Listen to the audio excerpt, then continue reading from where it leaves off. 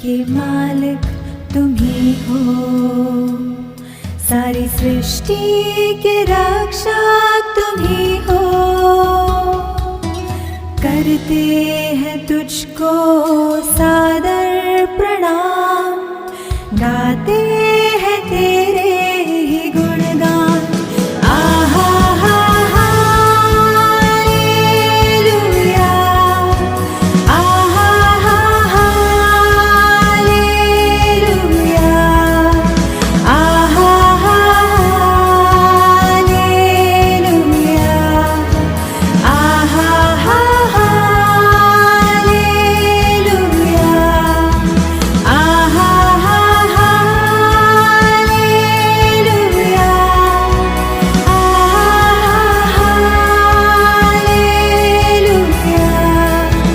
आहा हालेलुया, आमीन।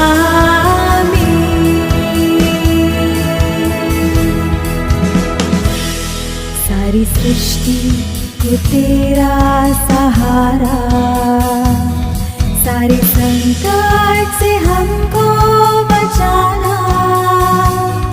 तेरे हाथों में जीवन हमारा है, अपनी राहों पर हमको चलाना। आहा हा हालेलुया, आहा हा हालेलुया, आहा हा हालेलुया, आहा हा हालेलुया, आहा हा हालेलुया, आहा हा हालेलुया, आहा हा हालेलुया, आमीन।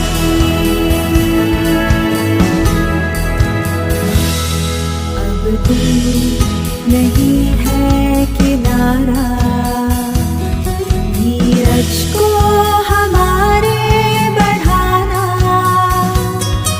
जीवन की हमारी इस नैया को भवसागर में खोने न देना। आहा हा हालेलुया, आहा हा हालेलुया, आहा हा हालेलुया, आहा हा हालेलुया, आहा हा हालेलुया,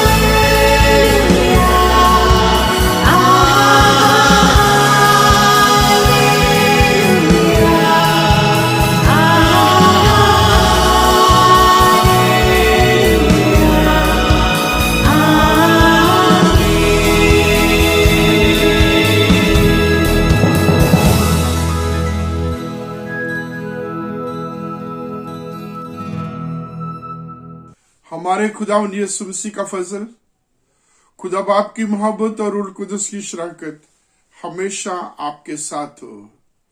खुदावंद आपके साथ हो। आए तमाम कुदरत के खुदा, तेरे आगे सबके दिल का हाल खुला है। तुझे सबकी मुरादें मालूम है और तुझसे कोई भेद छिपा नहीं। अपने पाकरू के असर से हमारे दिल के ख्यालों को पाक कर, ताकि हम तुझसे कामिल मोहब्बत रखें और लायक तौर पर तेरे पाक नाम की ताजीम करें। हमारे खुदावन यीशु मसीह के वसीले से आमीन। आलमे बाला पर खुदा का जलाल और जमीन पर उसके लोगों में सुलह। खुदावन खुदा, आसमानी बादशाह, तमाम कुदरत के खुदा बाप, हम तेरी प्रसिद्ध करते, तेरा शुक्र करते और तेरे जलाल के लिए तेरी हमद करते हैं। आए खुदावन यीशु मसीह, बाप के इकलौते बेटे, आए खुदावन खुदा, खुदा के बर्रे, तू जहान का गुनाह उठा ले जाता है। हम पर रहम कर, तू बाप के दाने बैठा है। हमारी दुआ कबूल कर, क्योंकि आई यीशु मसीह तू ही कुदूस है, तू ही खुदावंद है, तू ही पाखरू के साथ खुदा बाप के जलाल में आला है। आमीन। आइए हम सब मिल करके रसूलों का अकीदा बोलेंगे। मैं खुदा कादर मुतलक पाक पर ईमान रखता हूँ जो आसमान और जमीन का खालिक है। मैं यीशु मसीह पर ईमान रखता हूँ जो खुदा का इकलौता बेटा और हमारा खुदावंद है। वो रूह कुदस की कुदरत से पेट में पड़ा, कुंवारी मरियम से पैदा हुआ, 35 पिलातुस कैद में दुख उठाया, मसलूब गया, मर गया और दफन हुआ, अलवेरमा में उतर गया, तीसरे दिन जी उठा, आसमान पर चढ़ गया और बाप के दाने बैठा है। वो जलाल के साथ जिंदों और मुर्दों की अदालत के लिए फिर आएगा। मैं रूह कुदस पर, पाक कैथोलिक कलीसिया पर, मुकद्दसों की शराकत, गुनाहों की मुआफी, बदन की क़यामत और अब्दी जिंदगी पर ईमान रखता हूँ। आमीन।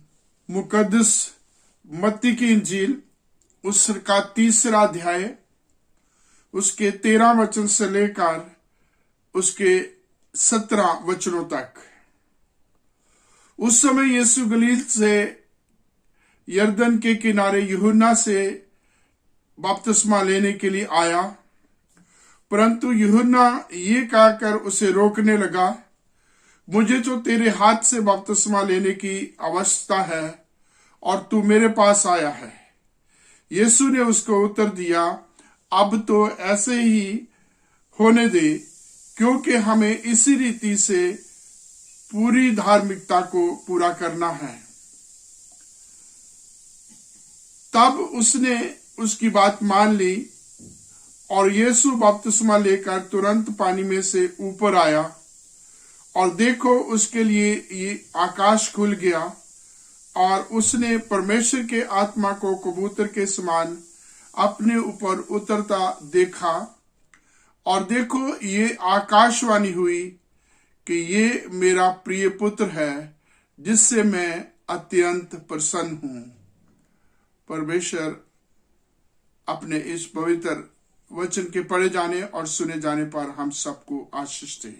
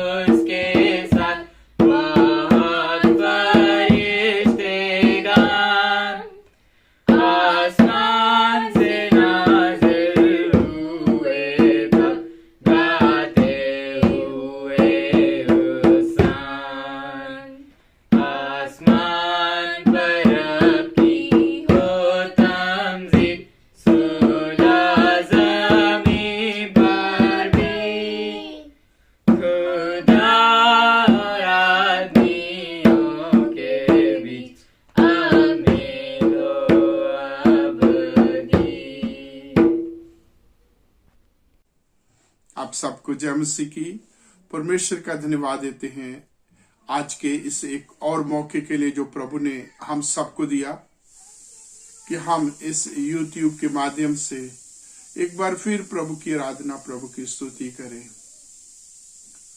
हम सब बातों में, हर हालात में अपने आप को परमेश्वर के हाथों के समर्पित करें, क्योंकि मनुष्य की योजनाएं, मनुष्य की कल्पनाएं किसी और तरीके की होती हैं, लेकिन परमेश्वर कुछ और करना चाहता है।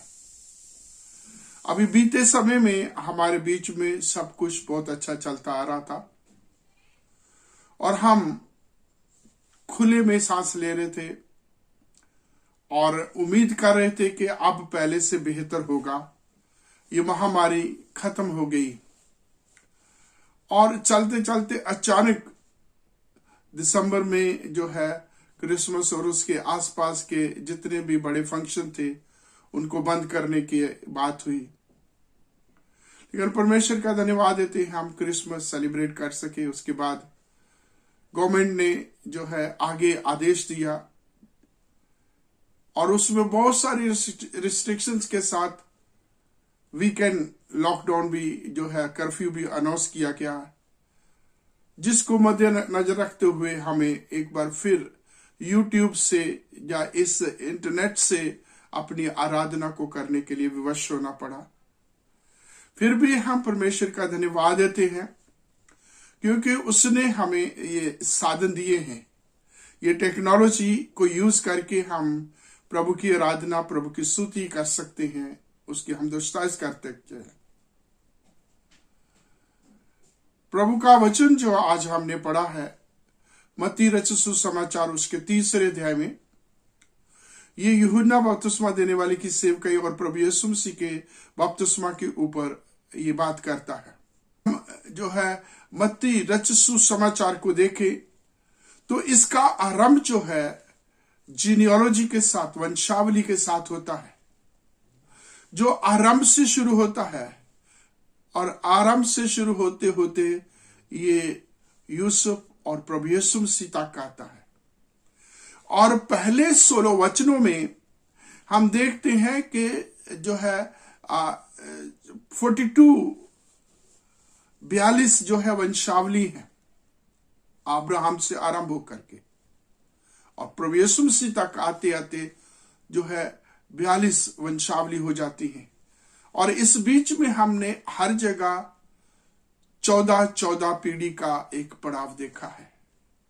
अब्राहम से लेकर के दाऊद तक 14 पीढ़ी, और दाऊद से लेकर बाबल की बंधुआई तक 14 पीढ़ी, और बाबल की बंधुआई से लेकर के प्रभु यीशु मसीह तक 14 पीढ़ी। टोटल 42 वंशावलियों का हम जिक्र पढ़ते हैं।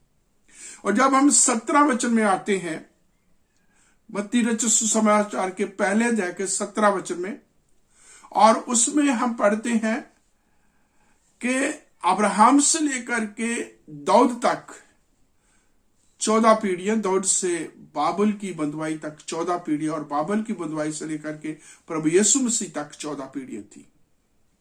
और ये जो हम जो है 3 अलग अलग लोगों का 3 अलग अलग जो है टाइम्स को देखते हैं, हमें जो है 1 मिनट नहीं लगता इस आयत को, इसको पढ़ने के लिए। लेकिन मेरे प्रियो, इसके बीच में एक बहुत बड़ा इतिहास है। अब्राहम से आरंभ होता है जो दाऊद तक पहुंचता है, और फिर दाऊद से आरंभ होता है बाबुल की बंधुआई तक ले जाता है, और बाबुल की बंधुआई से आगे प्रभु यीशु मसीह तक लेके आता है। और इन जो है जो 42 वंशावलियां हैं, अलग अलग जो परिवार के मुखिया हैं, खानदानों के जो मुखिया, उनका जिक्र हम पढ़ते हैं। और इस बीच में हमें ये देखने को मिलता है कि जब परमेश्वर ने आरंभ किया इसराइल की कौम को, वैसे तो देखा जाए तो ये याकूब से नाम दिया जाता है, याकूब को ये नाम दिया गया था इसराइल, लेकिन अब्राहम से आरंभ करते हैं। परमेश्वर ने अब्राहम को चुना, उत्पत्ति के 12वें अध्याय में पढ़ते हैं, और उसको कहा अपने देश को, अपने पिता के घर को और अपने तमाम लोगों को छोड़ करके उस जगह जो मैं तुझे दिखाऊंगा चला जा। और वो परमेश्वर के प्रति आज्ञाकारी होता हुआ उसने अपने बाप के घर को, देश को और अपनी जन्मभूमि को, अपने लोगों को, सबको छोड़ करके वो उस जगह के लिए बिना जाने परंतु विश्वास से परिपूर्ण होकर प्रभु की ओर देखता हुआ वो अपने घर से, अपने देश से, अपने जन्मभूमि से निकल चुका। और एक व्यक्ति निकला था, उसके साथ सारा थी और उसके साथ उसका भतीजा लूत था। उसके पिता थे जो रास्ते में जिनकी डेथ हो जाती है। और ये हम देखते हैं कि परमेश्वर एक व्यक्ति से आरंभ करता है और इन 14 पीढ़ियों का जब जो है बीत जाती हैं, परमेश्वर दाऊद को लेके आता है और यहां एक जो है कौम बन जाती है। और यहां फिर जब दाऊद जब जो है की वंशावली शुरू होती है, जब दाऊद शुरू करता है, तो दाऊद के समय में इस्राएल एक बहुत बड़े साम्राज्य में स्थापित हो जाता है। एक छोटा राज, एक छोटी जगह, एक छोटी कौम, लेकिन बहुत सारी तरक्की, बहुत सारी उन्नति, बहुत सारी विजय जो है दाऊद के द्वारा परमेश्वर जो है इस्राएल को देता है और वो एक बड़े राज्य की स्थापना करता है। और आगे वही राज्य जो बहुत बड़ा स्थापित हो गया था, जब अगली 14 पीढ़ियों का अंत आता है, तो वो बाबुल की बंधुआई में हम देखते हैं। जो साम्राज्य था, जो राज करते थे, वो अब धीरे धीरे धीरे धीरे परमेश्वर से अलग होकर के, परमेश्वर के वचनों को तोड़ करके अब वो बंधुआई में, गुलामी में चले गए हैं। और गुलामी से चल करके आगे जो अगला हिस्सा है, हम देखते हैं कि उस जगह से प्रभु फिर उनके ऊपर अनुग्रह करता है। और आगे जो हम आखिरी पीढ़ी देखते हैं प्रभु यीशु मसीह की, कि वो प्रभु के प्रति वफादार नहीं रहे, प्रभु को छोड़ दिया, परमेश्वर को छोड़ दिया, प्राय देवी देवताओं की आराधना पूजा करना शुरू कर दी। जहां भी जाते थे वहां की जो है पद्धति को उन्होंने अडॉप्ट कर लिया, परमेश्वर से दूर चलते रहे, परमेश्वर को त्याग दिया, लेकिन परमेश्वर ने उनको नहीं त्यागा है।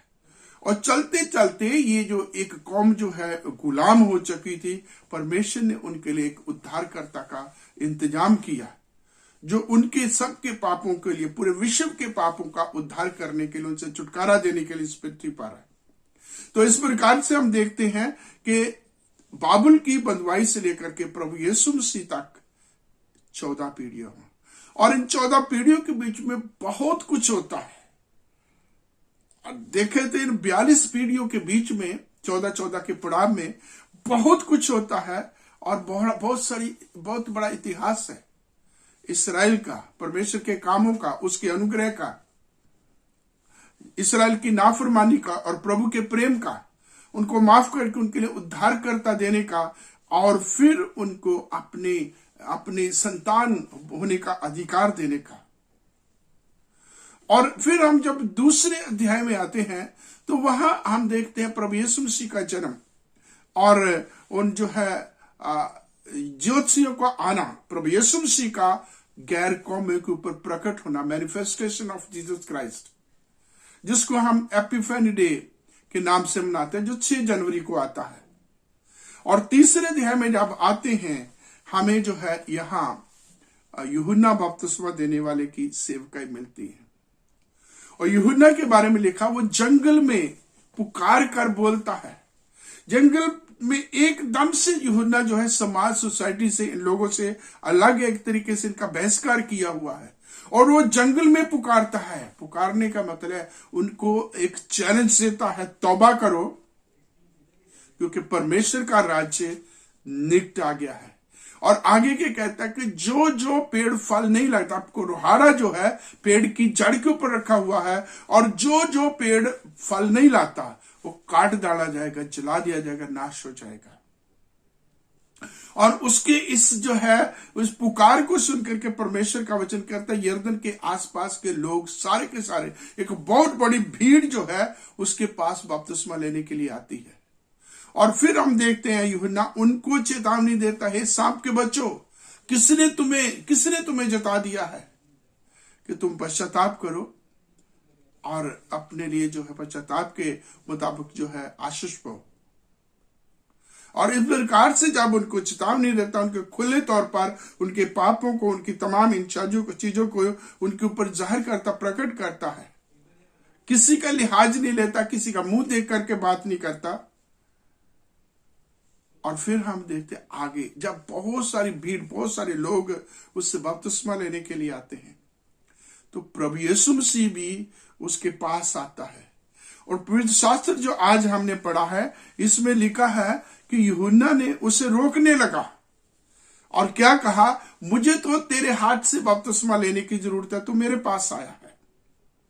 और प्रभु ने क्या कहा, अब तो ऐसा ही होने दे, क्योंकि हमें इसी तरह से सारी धार्मिकता को पूरा करना है। प्रभु यीशु मसीह के बारे में हम पढ़ते गलातियों की पत्री में, उसके 4 अध्याय में और उसकी 4 वचन में हम पढ़ते हैं कि जब समय पूरा हुआ, परमेश्वर ने अपने पुत्र को इस पृथ्वी पर भेजा, जो स्त्री से उत्पन्न हुआ और व्यवस्था के अधीन उत्पन्न हुआ, ताकि उनको जो व्यवस्था के अधीन है मोल लेकर के छुड़ा ले। प्रभु यीशु मसीह ने व्यवस्था के अधीन उत्पन्न होकर के व्यवस्था को पूरा किया। यहां यूहन्ना को वो कह रहा है, यूहन्ना रोक रहा है, क्योंकि यूहन्ना ने पहले गवाही दी है। यूहन्ना की इंजील में हम पढ़ते हैं कि वो मुझसे पहले है, मुझसे बड़ा है, और मेरी अभिलाषा ये है कि वो बढ़े, मैं घटूं। और जिसके बारे में वो इस प्रकार से कहता है कि उसके जो है जूते उठाने का, उसका जूते का बंद खोलने का मैं लायक भी नहीं हूं। और जो जूता उठाता है या जूते के बंधन खोलता है, वो उस घर का एक जो निम्न स्तर का नौकर होता है, जो घर के बाहर बैठता है और बाहर जैसे कोई आगंतु आता है, आने वाला गेस्ट आता है, उसके जूते उतार करके, उसके जूते खोल करके उसके पांव को धोता, तब वो जो गेस्ट अंदर आता है। और यूहन्ना अपने आप को इतना हलीम, इतना नम्र, इतना दीन करता है कि प्रभु यीशु मसीह के बारे में कहता, मैं तो उसका जूता का बंद भी खोलने के लायक, मैं जूता भी उठाने के लायक नहीं हूं। और इस प्रकार का रिस्पेक्ट, प्यार, इज्जत प्रभु यीशु मसीह के बारे में रखते हुए जब यीशु उसके पास बपतिस्मा लेने के लिए आते हैं और यीशु को वो रोकता है, क्योंकि उसने अपने बाप को नम्र दीन किया और वो प्रभु को कहता है, मुझे तेरे हाथ से बपतिस्मा लेना है, मेरे तो तेरे हाथ से बपतिस्मा, तो मेरे पास आया है। और प्रभु यीशु ने से अब तो ऐसा ही होने दे, क्योंकि हमें इसी रीति से सारी धार्मिकता को पूरा करना है। तो प्रभु यीशु मसीह व्यवस्था को, धार्मिकता को पूरा करने के लिए आया। जब प्रभु यीशु मसीह ने सेवकाई आरंभ की 5वें अध्याय में पढ़ते हैं, उसके जो है हम 17 वचन में कि ये मत सोचो कि मैं व्यवस्था को आलोप करने के लिए आया हूं, आलोप नहीं बल्कि उसको पूरा करने आया। I have not come to abolish the law but to fulfil it. प्रभु यीशु मसीह जो है तमाम परमेश्वर की धार्मिकता को पूरा करने के लिए आया है, उसकी व्यवस्था को पूरा करने के लिए आया है, ताकि पूरी मानव जाति पापों से छुटकारा प्राप्त करके परमेश्वर की संतान होने के अधिकार को प्राप्त कर सके, परमेश्वर के साथ उन स्वर्गीय स्थानों की आशीष को पा सके। और इस जगह पर जब आते हैं तो यूहन्ना ने अपनी नम्रता को दिखाते हुए प्रभु यीशु मसीह को कहा, मुझे तेरे हाथ से बपतिस्मा लेने की जरूरत है। उसके बाद हम देखते हैं कि जब यीशु मसीह ने उससे कहा, और वचन कहता है कि यूहन्ना ने मान लिया और दोनों ही वो जो है बपतिस्मा लेने के लिए पानी के बीच में यरदन में वो चले गए। और जब यरदन में यूहन्ना से बपतिस्मा लिया, वचन कहता है आकाश खुल गया। प्रभु यीशु मसीह ने अपने कबूतर को अपने ऊपर जो है आते देखा। पवित्र आत्मा कबूतर की शेप में, कबूतर की जो है इमेज में उसके ऊपर आ, जब कबूतर के रूप में प्रभु यीशु मसीह के ऊपर आ बैठा और फिर एक आकाश खुल गया। एक विश्वानी होती है कि ये मेरा प्रिय पुत्र है जिससे मैं अति प्रसन्न हूं, इसकी सुनो। और ये और भी जगहों पर जो है ये वचन जो है दोहराया गया। एक बार जो है लोगों के साथ बात करते हुए प्रभु यीशु मसीह के बारे में कहा गया, वचन में लिखा कि ऐसी आवाज आई जैसे बादल के गर्जन की है, और वहां भी यही आवाज आई कि ये मेरा प्रिय पुत्र है, इसकी सुनो।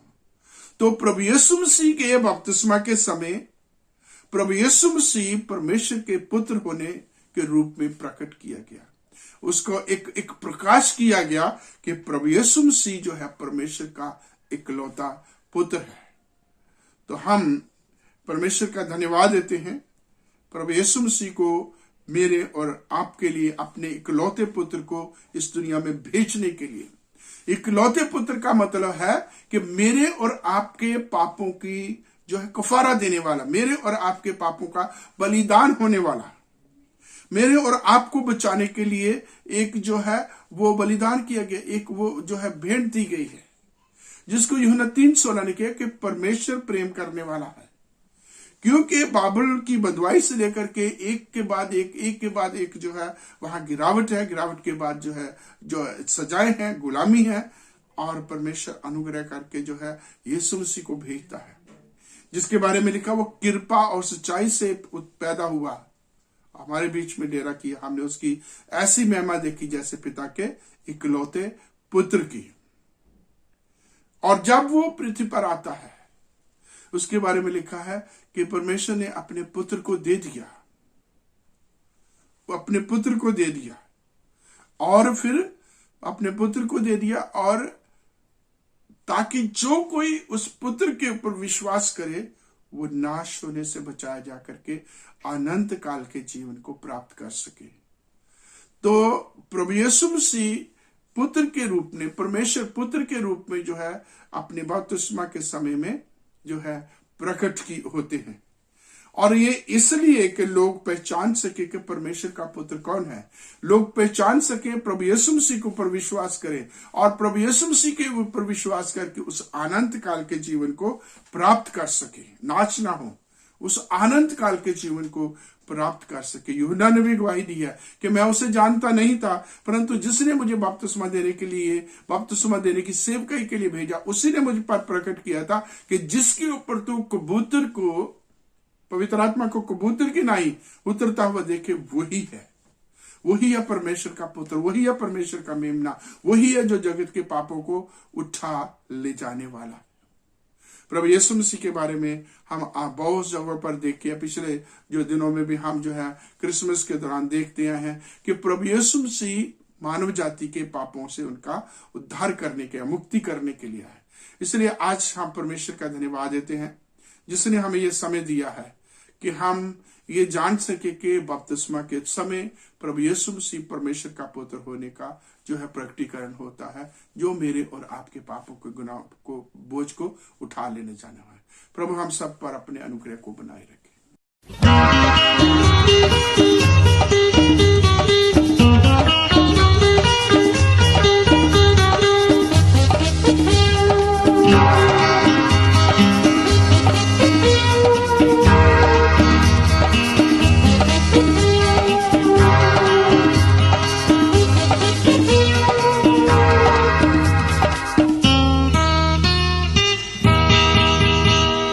आशीष तुझसे चाहते हैं, हे स्वर्ग पिता हम आते हैं। आशीष तुझसे चाहते हैं, हे स्वर्ग पिता हम आते हैं।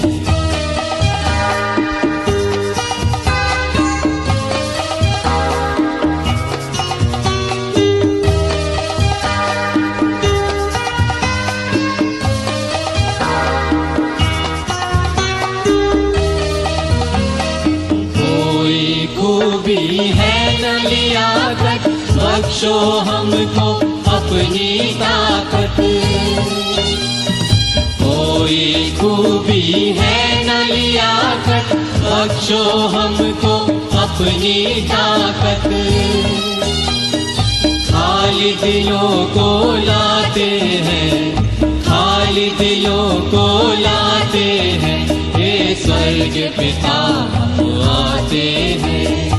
आशीष तुझसे चाहते हैं, हे स्वर्ग पिता हम आते हैं।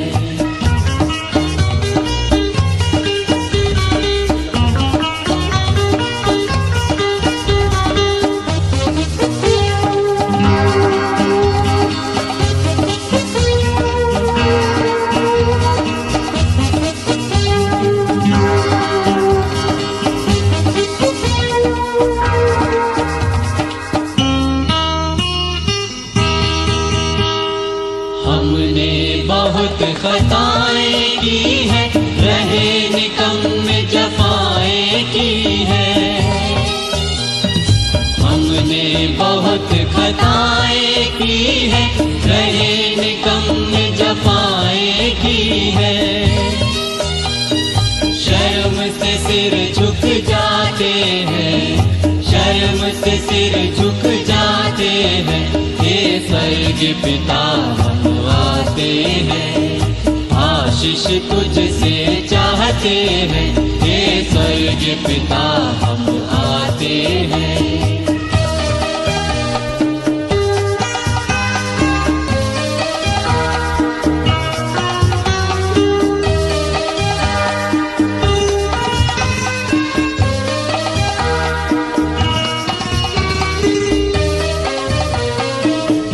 हो शक्तिमान प्रभु जी, कुदरत तुम्हारी शान यीशु जी। तुम हो शक्तिमान प्रभु जी, कुदरत तुम्हारी शान यीशु जी।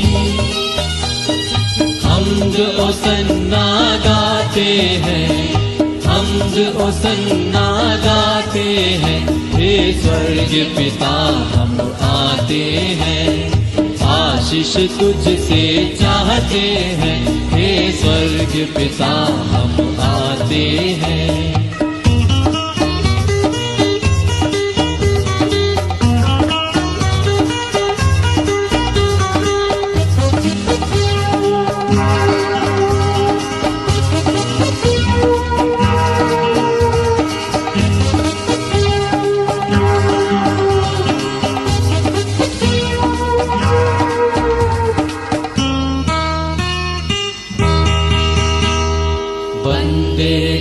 तू कभी न भूले, दुख सहे दुनिया में तूने। बंदे को तू कभी न भूले, दुख सहे दुनिया में तूने।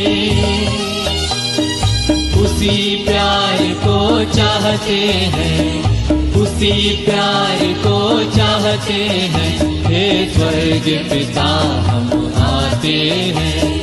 आशीष तुझसे चाहते हैं, हे स्वर्ग पिता हम आते हैं।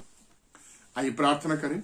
हमारे महान सर्वशक्तिमान हमारे दयावान परमेश्वर, आपका धन्यवाद करते हुए, आपका शुक्र करते हुए आपके कदमों में आते हैं। आपको धन्य कहते हैं, आपके नाम को धन्य कहते हैं, क्योंकि आप पिता परमेश्वर धन्यवाद के, स्तुति प्रशंसा इज्जत गौरव सत्कार के योग परमेश्वर हैं।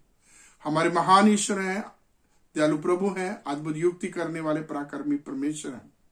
धन्यवाद देते हैं पिता परमेश्वर प्रभु यीशु मसीह को भेजने के लिए, जिसने सारी धार्मिकता हमारे लिए पूरी की, सारी व्यवस्था हमारे लिए पूरी की और हमें आपके नजदीक आने का, स्वर्गीय स्थानों की आशीष को प्राप्त करने का अधिकार दिया, परमेश्वर की संतान होने का अधिकार दिया।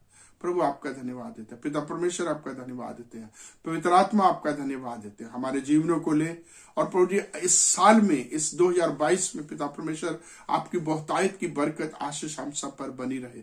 हमारी हर प्रकार की कमी गटी कमजोरी को दूर कर, खास करके पिता परमेश्वर इन तमाम महामारियों को आप खत्म करें जो अलग अलग नाम से आ रही हैं।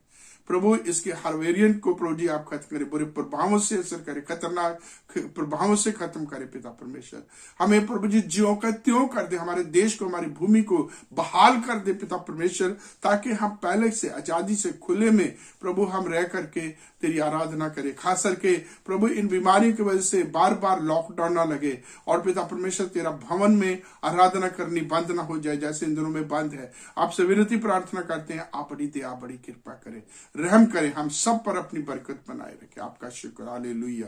प्रभु आपका धन्यवाद देते हुए अपने आप को, अपने तमाम प्रियों को आपके हाथों में सौंपता हुआ इस प्रार्थना को आपके कदमों में ला, तो प्रार्थना सुने, प्रार्थना स्वीकार करें। हमारे प्रभु और उद्धारकर्ता मसीह के पवित्र नाम में मांगता, आमीन।